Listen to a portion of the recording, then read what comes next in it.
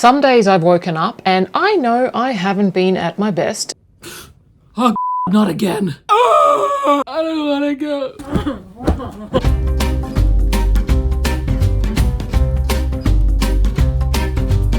New year, new you. But are we really new?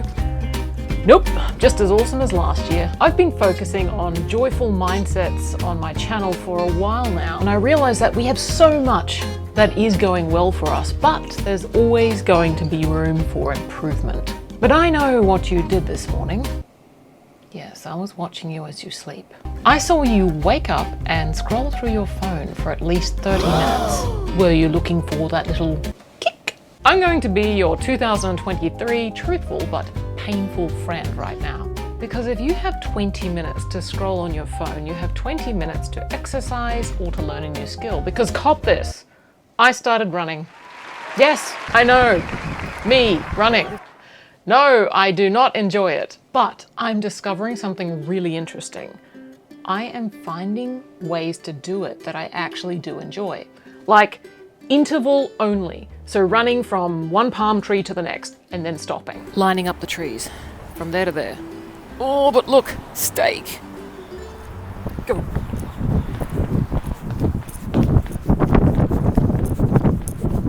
Yes!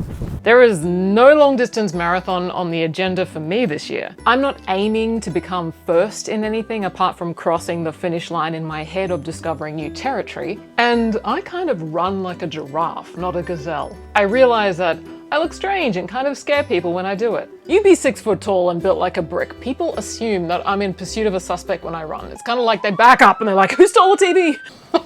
One of the things I'm aiming for this year is finding more ways to be active without whipping myself like a racehorse, which shouldn't be whipped anyway. Imagine a happy racehorse running for the sheer joy, like Brumbies do in the wild, you know, when they're freaking out with their friends. One of the things I'll be trying is to flow more and fight less. I'm on a mission to rearrange my entire life to allow flow. What is flow? Well, I can explain it by what it's not. Come on, keep going, push! I don't care if your kidney's falling out! When I think of all the moments where I achieved what I wanted with joy, there was a common thread that was running amongst all of them, and that was I didn't break myself in order to reach that target. For example, when I was pursuing film and TV acting here in Australia, I was busting my butt. I went to so many workshops. I was spending lots of money. I even flew one year to Los Angeles in order to meet the casting agents. I spent thousands on headshots. I was auditioning to the point of exhaustion, and I got what I felt was a very little return on my investment. I have to share this story because it's kind of hilarious. It's kind of an awkward story, but it's funny now that I think of it, but it could have been medically dangerous also. I was working full-time in law and I was also studying acting on the side outside of work. And I was really exhausted after working all day. You know, you pull it together and you're getting that energy to send yourself off to a class. The classes would often roll until midnight. So I would finish around midnight, go home, sleep, change, you name it, try to feed myself, and then wake up again at 5:30 in the morning and repeat the process full time. So I was having trouble finding ways of staying awake, and caffeine wasn't really hitting it. There's only so many cups of coffee and then it just doesn't work anymore. So I started taking no-dose tablets. They're those anti-sleeping pills over the counter, so it's nothing you need prescription for, thank goodness I didn't go down that route. But I was taking this no-dose and it wasn't really having an effect because I was in acting class, but I did find that I was salivating a lot and I was foaming at the mouth. So I was trying to do these scenes and I'm like,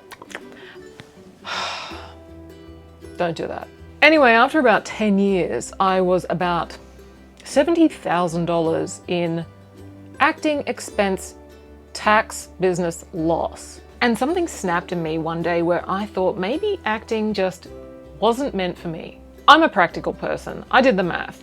How much am I putting out? How much am I receiving back? Yeah.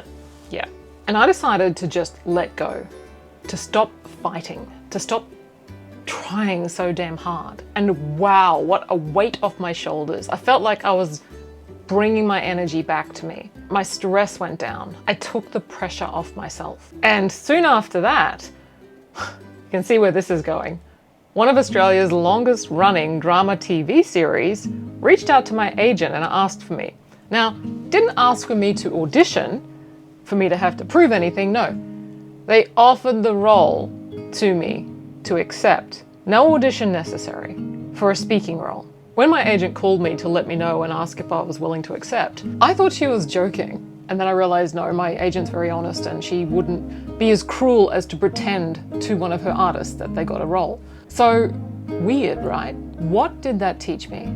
I was working way too hard and pushing myself to the point where I was no longer enjoying it. But I stuck with it because I was wanting to win, because I saw I'd already put so much into it already and I wasn't willing to give up. Ooh, I've learned that that is never a wise reason to continue doing something. I've realized that I have spent a lot of time doing things the hard way, doing a lot of things on my own, being your own cheerleader and your own taskmaster and your own therapist, pushing myself continually, even past, it didn't matter if I enjoyed something anymore, I wanted to achieve it, so I kept pushing myself. So I became more structured and hardened. It hardens you. You lose your softness, you lose your ability to flow. And it made me ask, why put in so much effort, so much massive action, if the reward was so puny in comparison and grinding was slowly sucking the joy out of me? Surely there's a better way of living. There is a ratio of work to reward, and I think for each of us that's going to look different. Your formula is going to be specific to you, and figuring out where that tipping point is where I'm at right now.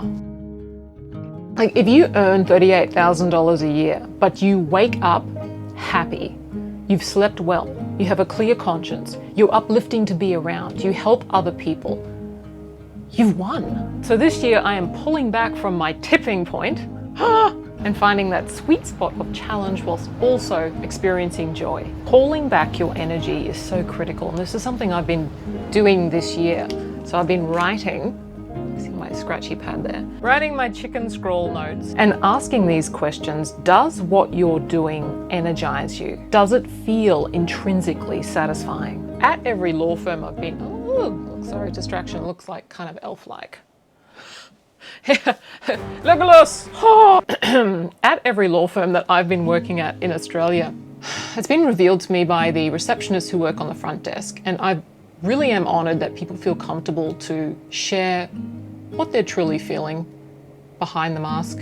Or the common theme that's come through from what they've shared with me is they hate being the smiley, bubbly helper. More specifically, what they don't enjoy, as I recall one lady explained it like this, is putting on my fake face every day whilst inside I want to scream. And I realized that we are often rewarded for doing things we don't like but are good at. Just because you've learned to be strong, just because you're good at something, doesn't mean it's good for you. I have been reflecting on a lot of what I'm good at. And I realized that a lot of my financial success has been based on certain skill sets. I have developed incredible skills at multitasking and also being a great all-rounder. Or if you want the honest version of that, it's having built resilience to have your attention pulled in multiple directions simultaneously, having to continuously prioritize most important to least important in an instant, and complete every task with 100% accuracy with a due date of yesterday. That is actually a very strong muscle for being interrupted and not completing any task with full presence, which is a weakness because when you try to meditate and be fully present, as simple as you think that would be, your mind has been programmed and wired to be hyperactive, distracted, focused in multiple ways you can't even understand. And you wonder why you're monkey minding all over the place. But this is wonderfully clarifying because you feel it when you're on the right path, because you can be authentically you. You show up voluntarily and you feel peace to follow through at your own pace. You show up as you, not as someone you have to be, not as somebody that needs to perform a certain way for you to be approved of. You are just naturally you. You don't even have any self-awareness. You know that that's when you hit the spot. And attitude is everything. And I know that I'm working on, and I want to bring in more of that. Some days I've woken up and I know I haven't been at my best. Oh God, not again. I don't want to go. There are days where I wake up not just on the wrong side of the bed, but it feels like the wrong side of the planet, possibly galaxy. Acceptance is powerful, and that's actually, I think, the real way to navigate that situation. I accept that there are going to be times when I'm not in my optimal state. I'm not in my YouTube state, because this makes me happy, so. But there are days where I wake up and you're going to let yourself off the hook. A tool that I found really helpful after, of course, experiencing the feelings of going to hell in a handbasket, I ask myself, how long do I want to stay here and stay in this state? What would I rather feel? And then take action on that once I feel that inspired little tug, because inspiration is not going to just hit you hard like your mother did. Sometimes it's just a little tug in a particular direction. That, oh yeah, I don't actually have to wear my angry pants the entire day. No, I can wear them for a week. No, I mean that realizing that you're the only person who feels like rubbish when you have that mindset, and you're also the only person who can let yourself out of that. Brains are good if we know how to use them. My plan is to refocus my mind in the direction I want it to ultimately head in, to gently readjust my attitude and realize that these things take time. And by being patient with myself, I can then also be patient and more compassionate with other people who are taking some time to also readjust their attitude. So this is my plan. Now watch me f it up.